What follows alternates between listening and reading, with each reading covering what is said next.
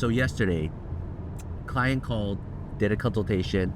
Their green card was confiscated because they left the US for 2 years and 7 months. And now we have to deal with the deferred inspection. The employment is like a month and a half out.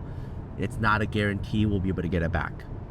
At the same time, another set of my clients flew into the United States with reentry permit and they were still pulled into secondary. And right now, we just helped 2 families get back into the United States. One left the US for 5.5 years, and the second left the United States for 6 years. There's so many things about our current CBP custom situation that is just so unpredictable, right? We all know different officers can adjudicate cases differently, but the deferred inspection client is in Seattle.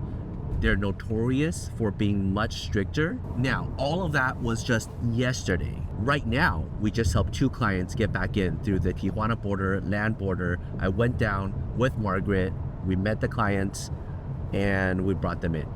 Both very similar situations. One got the green card through EB1C, one got the green card through EB5 investment. One's like the executive managerial, and the second one is the investment program. They both had their green cards for close to 10 years, but they had to be out for so long because of their kids. So both of them have children who are overseas, who are studying in private schools, and who are preparing to come back to the US. I think one of the biggest difference between business immigration, right? So in this case, the EB1C, the EB5, the EB category, in which they got their green card through work, through investment, through their resume, extraordinary ability, is that typically the people who have gotten these green cards did it on their own volition. They really wanted it, and therefore once they got the green card, they filed for the reentry permit, they file taxes, they have US investments and ties, they keep up their English fluency,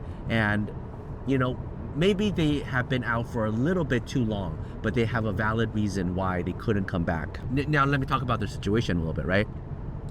For the EB5 client, that was extremely difficult. Got the temporary green card, came to the US, built up a life here, their children is US citizen, born here. Then when they went back to care for their elderly parents, got pregnant, had the second baby over there, couldn't come back to the US, reentry permit expired, the 829 was pending, didn't have a valid way to get back to the US. The moment the 829 conditional green card removal got approved, so they got the 10-year green card, immediately prepared for everything so that they could come back to the US. Similarly, the EB1C client came back to the US as soon as she could after both of her parents suffered tremendous medical conditions overseas, right? And so everything is geared towards back to the US. It wasn't that difficult for me to review the documents and to prepare and talk to the officer, because we had so much of the material at the story, and there's the ties. Again, every officer reviews these cases differently, so it depends on which officer you're really talking to. But in this instance, tax returns are really important, right? And the reason why they've been abroad is very important. And both of them are fluent in English, studied at an elite Ivy League university in the United States, both fluent, no accent, had graduate degrees, very sophisticated, the way they dress, the way they carry themselves, perfect interview process. I went with both clients separately, one after another, right? We didn't want to go in at the same time, too much to explain. So we picked up one client at 7. We went to see the officer. After it got approved, we went back into Mexico with Margaret.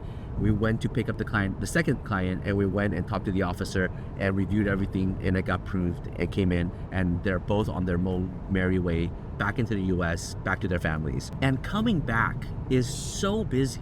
They have to get their driver's license done. They have to reopen all the bank accounts. They have to open their brokerage account. They have to deal with the IRS. There's so many things that they have to, because they've been gone for so long.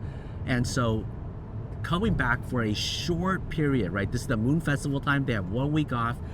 They need to get every single thing done and plan everything accordingly. And this is just the first step, So we get them in, we have drivers, prepare them, they take them to their destination, and so they can go take care of everything that they have to do. And we were able to explain that to the officer, and the officer understands, okay, I see you really do have a lot of ties in the United States. But as I was preparing for both of these cases, I cannot shake the feeling of both of those other cases yesterday, right? The green card confiscated and now have to go through deferred inspection.